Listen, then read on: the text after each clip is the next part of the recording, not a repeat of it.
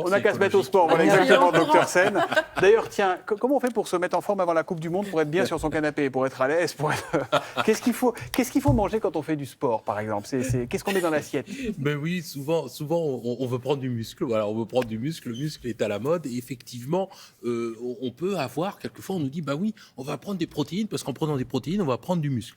Eh ben, c'est pas vrai si on a une activité tout à fait modérée, classique. Si on fait de la musculation 2 fois, 3 fois dans la semaine, une alimentation courante tout à fait équilibrée permet de contenir tout cela. C'est pas la peine de rajouter des protéines si on fait 3 fois du sport par oui, semaine. 3 fois du sport, c'est pas la peine. Une alimentation équilibrée simple compensera parfaitement. Et on peut manger des chips?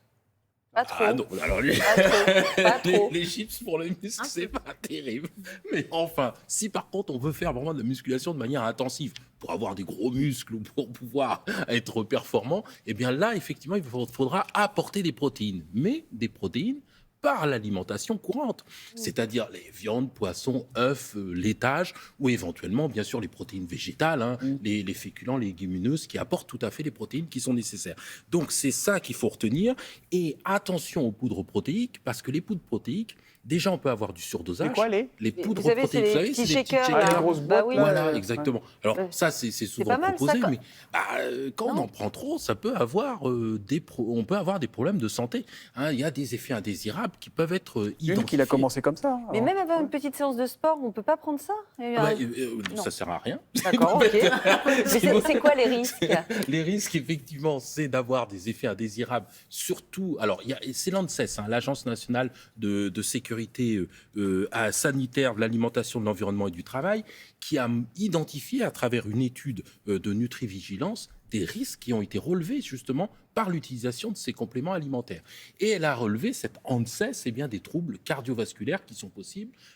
Par exemple, si les personnes ont des tachycardies, des troubles du rythme, quelquefois même des accidents vasculaires cérébraux, Voilà. ça arrive effectivement, et puis des troubles psychiques qui peuvent arriver. Donc elle donne des recommandations, elle dit attention, limitez la consommation de ces compléments alimentaires si vous souffrez du cœur, si vous souffrez des reins, du foie, et si vous avez des problèmes au niveau du système nerveux. Et puis attention chez les enfants, les adolescents, les femmes enceintes et qui allaitent. Ça, c'est la précaution que donne l'ANSES suite au constat justement des effets secondaires qui ont été faits par l'utilisation abusive de ces compléments alimentaires. Bon, alors pour se muscler sans prendre de risques et rester en bonne santé, vous nous conseillez quoi? Bon, le gainage, c'est quoi? C'est renforcer les muscles profonds, les muscles qui collent à la colonne vertébrale, qui collent aux os. Ça, c'est vraiment intéressant parce que ça, le gainage, là? Oui, exactement. Ça Vous va pouvez permettre... le faire autrement, vous pouvez le faire avec un oui, bras en il y a l'air, plein sur d'exercices le côté. de gainage, etc. Ça, c'est le plus classique. C'est la planche, c'est l'exercice le plus classique, mais on peut faire énormément d'exercices, évidemment.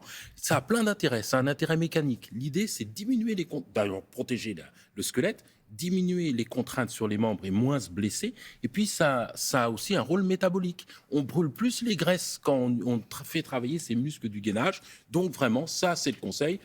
Oui. Mais ça, c'est la nouveauté, moi, que j'apprends avec vous. C'est qu'on brûlerait plus de graisse en faisant finalement du gainage et du renforcement musculaire qu'en faisant du cardio? Absolument. Comment Alors, c'est possible, ça oui, parce qu'en fait, on renforce des muscles qui brûlent des graisses au repos. Au repos, oui, parce qu'au repos, ces muscles travaillent, brûlent les graisses, augmentent ce qu'on appelle le métabolisme de base, et donc ça, c'est extrêmement intéressant. Olivier Chalère vient de le découvrir aussi. C'est formidable, voilà. Plus de gainage. Et en plus, on peut faire ça n'importe où. Ouais. Hop, un petit tapis de sol, on y va sur de l'herbe, On gaine. etc. On peut Ça faire tombe du mal, on gainage. n'a pas de tapis de sol. Vous pouvez le faire Je vois venir tout de suite. à même le sol. Donc on peut manger des chips si on fait du gainage, c'est la conclusion de cette chronique. Beaucoup de gainage. Pas en Beaucoup de beaucoup. gainage. Beaucoup de gainage. Merci beaucoup, docteur Sen.